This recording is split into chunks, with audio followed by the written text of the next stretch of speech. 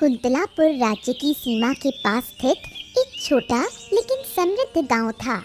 गांव की शान थी मनदीप, एक कुशल और प्रसिद्ध जोहरी।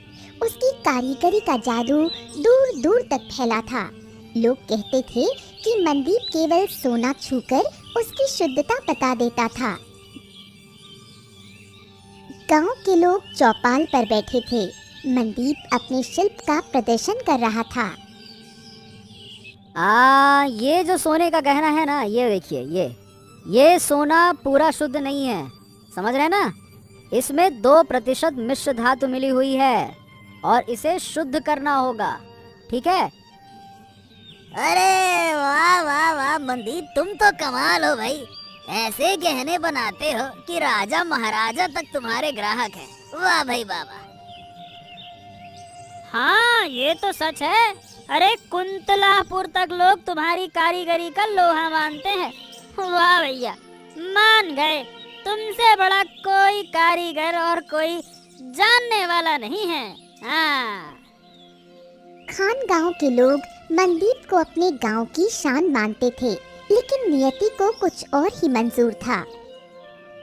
एक दिन गांव में एक अनजान यात्री आया। यात्री मंगल साधारण कपड़े पहने थकान से चूर गांव के प्रवेश द्वार पर खड़ा था।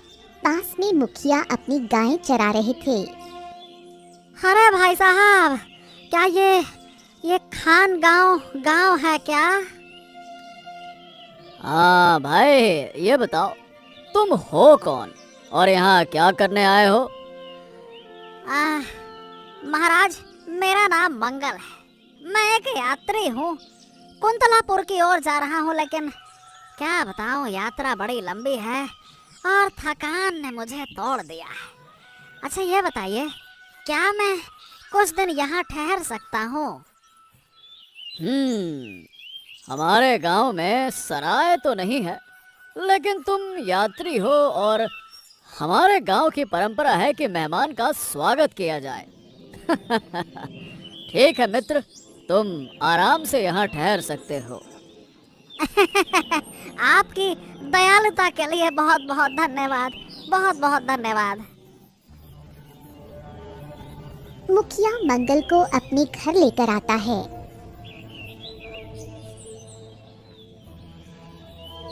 उसकी बेटी चंद्रकला खाना बना रही थी। अरे चंद्रकला, अरे देखो कौन आया है।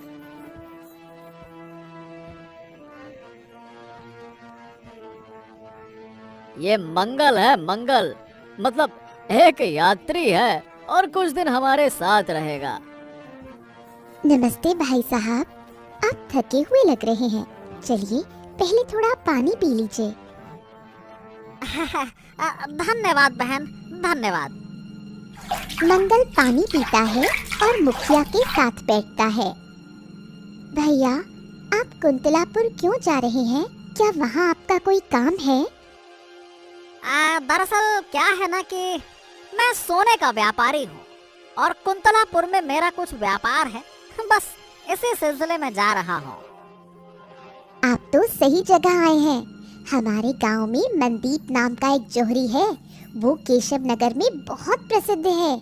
अगर आपको सोने का कोई काम कराना है तो आप उससे मिल सकते हैं। हाँ, मनदीप। ओहो, क्या सच में वो इतना प्रसिद्ध है? अरे सिर्फ प्रसिद्ध ही नहीं भाई, मनदीप को मूर्ख बनाना असंभव है। हाँ, वो सोने की पहचान में माहिर है, ये समझ लो। पिताजी सही कह रहे हैं।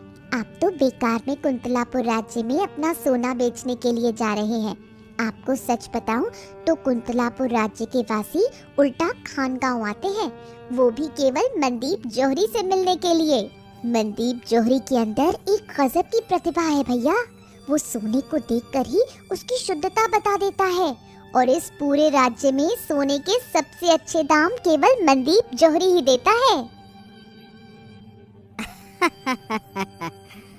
अगर ऐसी बात है तो मैं उससे जरूर मिलना चाहूंगा। मंगल ने मुखिया और चंद्रकला से मनदीप की कहानियां सुनी। उसने तय किया कि वो अगले दिन मनदीप से मिलेगा।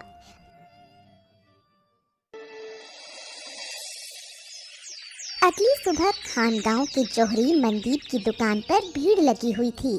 सोने के आभूषणों का व्यापार अपने चरम पर था।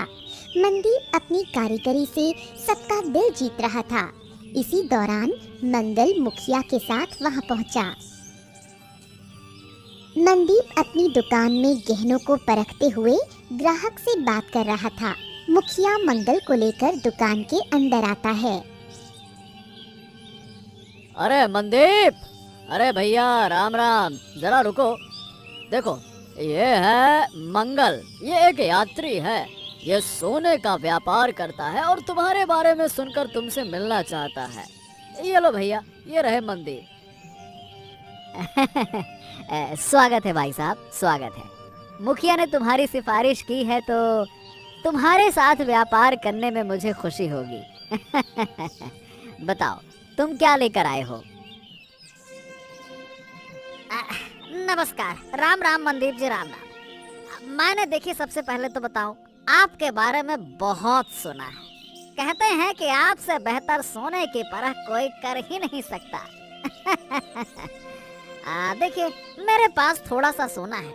मैं चाहता हूँ कि आप इसे परखें और इसकी शुद्धता का मूल्यांकन करें।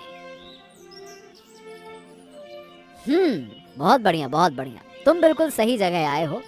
मैं सोने को देखकर ही उसकी शुद्धता बता सकता हूँ। दिखाओ, क्या लेकर आए हो, बताओ। मंगल अपने थैले से कुछ सोने के टुकड़े और कुछ गहने निकालता है। ये रहा। ये सोना मेरे पूर्वजों का है। मैंने इसे वर्षों तक संभाल के रखा है। अब इसे बेचकर सोच रहा हूँ कि व्यापार शुरू किया जाए। बस इसीलिए मैंने कहा कि आप देखो एक बार, कैसा है ये, शुद्ध है, कितना अशुद्ध है, क्या है। देखो भैया।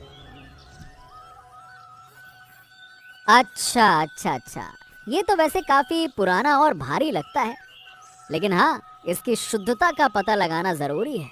रुको, मैं देखता हूँ, लाओ। मनदीप सोने को उठाकर परखता है। वो इसे अपने औजारों से जांचने की कोशिश करता है। मंगल मनदीप की हर हरकत को ध्यान से देखता है। उसके चेहरे पर हल्की मुस्कान आती है। मनदीप जी, मैंने सुना है कि आपसे कोई सोना नहीं छिप सकता। हाँ, क्या ये सच है?